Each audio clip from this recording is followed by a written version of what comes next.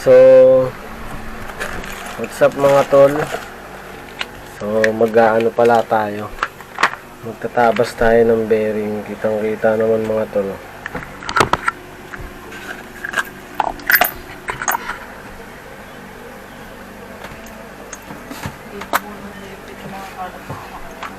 So, tatabasan natin yung side, tatabasan natin itong side. Papantay natin sa bottom.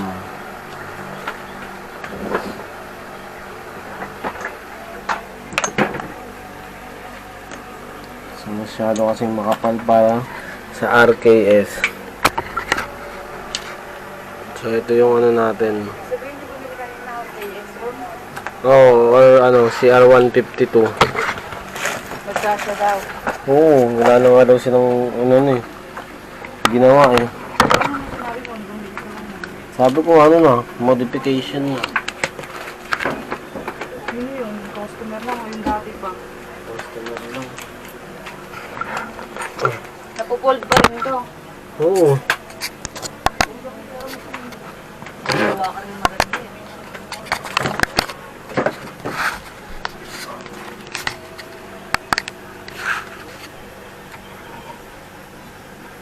So ito, adjustable siya hanggang 5. 1, 2, 3, 4,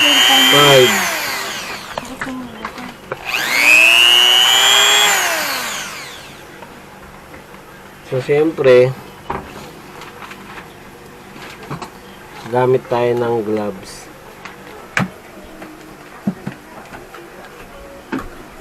So tatry na natin mga to lang.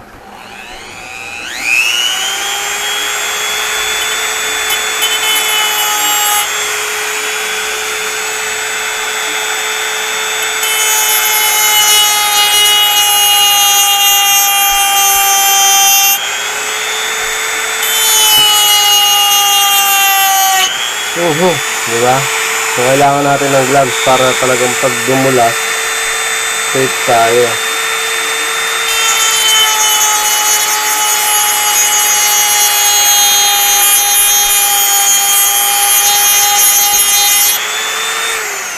So, kita nyo naman, diba? Mga tapyasan siya mga tol.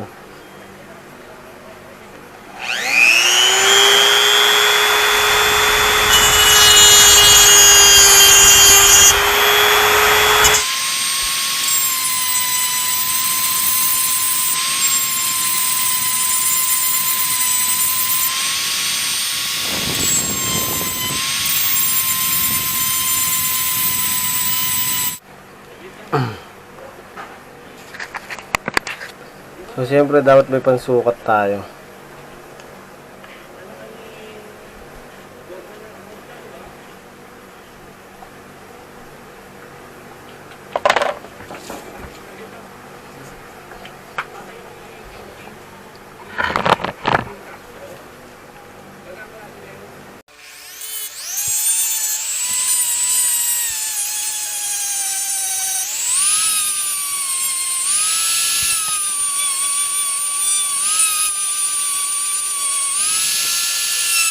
So, natanggal na natin yung first layer.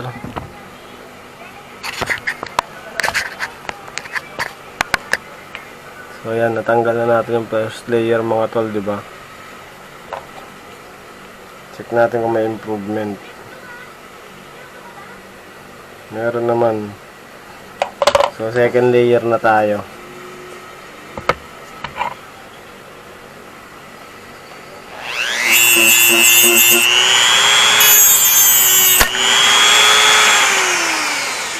Naputol mga tol.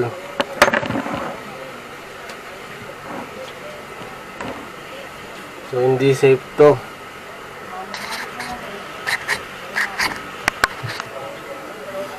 Itong gamit ko kasi. So ito dapat.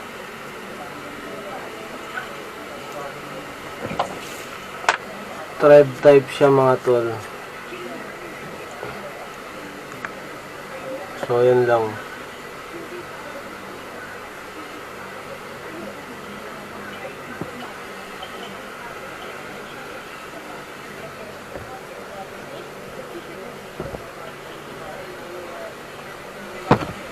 So, press mo to para mag-lock. Uy, mainit. So hot.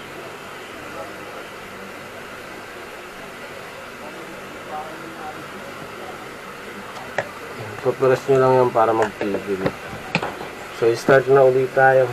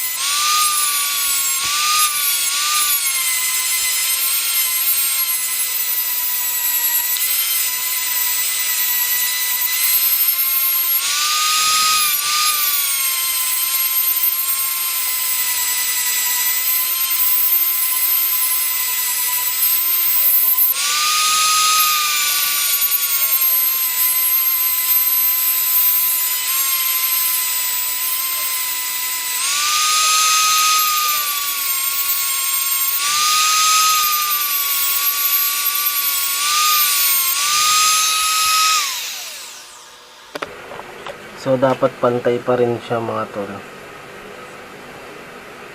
So, nakikita nyo yung dulo na yan. Ayan. Pabibilugin natin siya. Kung ano yung, pag sumobra sa guhit yan mga tol, ibig sabihin kailangan pa ng konting tapyas.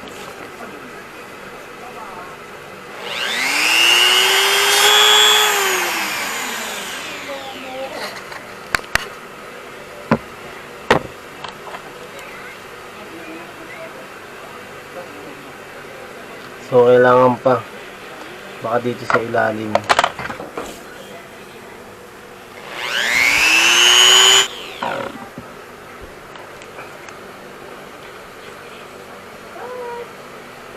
Konti pa.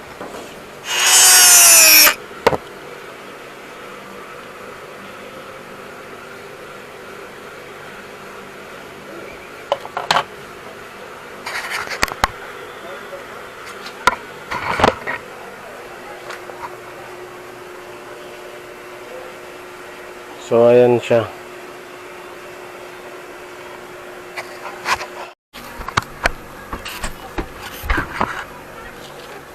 So, natapos na rin tayo. So, kitang-kita naman mga tol, oh. Modification na siya, pero makapal pa rin yung bearing. Nagtapyas lang tayo ng 5 mm. 0.5 as in 0.5. So, makikita nyo kasi dito mga tol. So, dapat nasa 48 lang sa sakto. So, kita nyo yung 48 na yun mga tol. As in 48.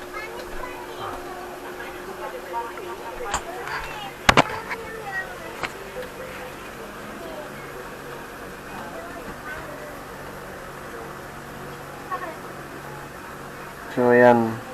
As in 48. So, isusukatin natin siya. Dapat 48 diameter yung sukat niya.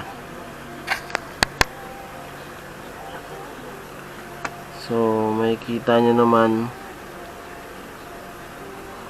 48 siya. Siyempre, dapat pabilog din natin sa susukatin. So, 48 din. Sukat uli. 48 48 48 48 48 48 48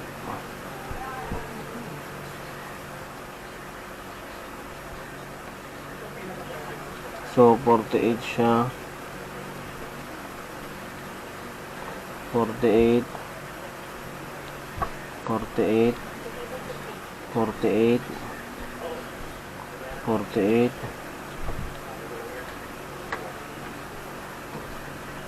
So 48 diameter mga tol. So 48 yung kabuuang sukat niya. So ang pagsukat ng bearing mga tol, kung gusto nyo sukatin, pag bibili kayo at katanggalin nyo muna sa stock yung bearing nyo. So, kunin nyo yung bearing nyo, ipatong nyo. Ito yung height. So, yung height ng bottom lower ng CR52 is 2, 4, 15 mga tol, 15. Tapos yung outer diameter dapat is 48. So 48 siya. Tapos yung inner diameter, ito ang pansukat ng inner diameter. So hop 26. So ayan, 15 by 48 by 26 ang sukat ng bearing. Ito yung bottom bearing ng CR152 or RKS.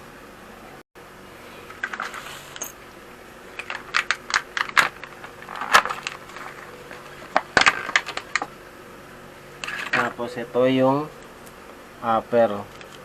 So yung upper natin is 14. So malabo yung camera natin, dashcam. Tapos 45 naman yung outer diameter. Yung inner diameter is 27. So kita naman, 'di ba?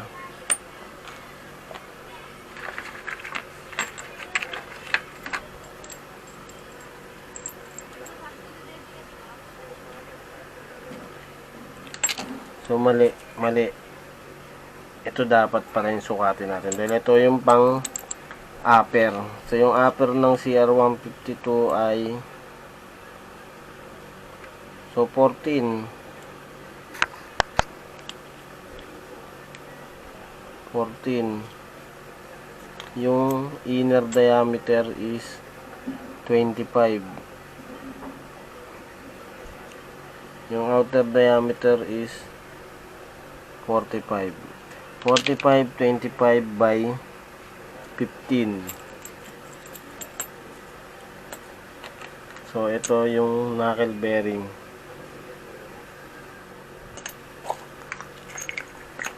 Since magkaiba siyang bearing, talaga yung kailangan nyo makahanap. Pero makakahanap lang kayo nito kay Kerrigan Hive Motor Parts and Accessories.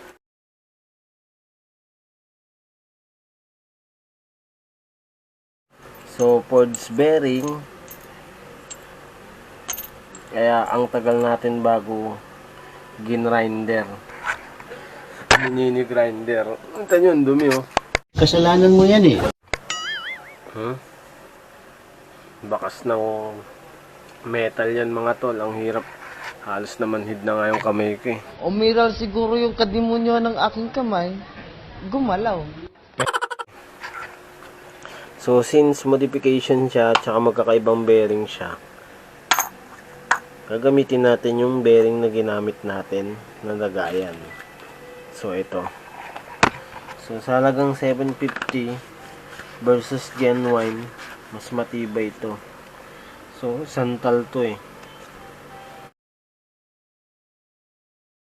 So, ito hindi natin pwedeng gamitin, napuputol mga tol. Dapat talaga ang gamitin natin ay pang metal. So, ang bala natin, ito. Pang metal. Makikita nyo naman yung metal disc, diba ganito? Pang cut ng metal. So, hindi ako gumamit ng malaking grinder kasi mas delikado mga tol. Tsaka baka hindi natin mapantay. So, gumamit tayo ng mini drill para maayos natin yung pagga-grind at hindi tayo madisgrasya. Siyempre sobrang laki ng disc ng talagang grinder. So gumamit tayo ng portable. So eto nga pala. Ayan yung mga accessories niya. So maraming salamat pala sa mga nakapanood. So ganun lang kasimple, gamit natin is caliper pang sukat para matansya natin kung sakto yung pagtabas natin na itong drill. So itong drill natin is may off, Tapos 1 to 5 ang speed. 1. Yung 1 halos di no maandar yo. Yan yung 1, 2, 3, 4, 5. So halos 37,000 RPM siya mga tol. So syempre bumili tayo ng mas mahal-mahal na sa 800 yata to para at least alam natin na mas matibay. So hindi tayo bumili ng mga mumurahin. So maraming salamat. Pa-subscribe na lang ng ating video. Sana may natutunan tayong bago. Thank you.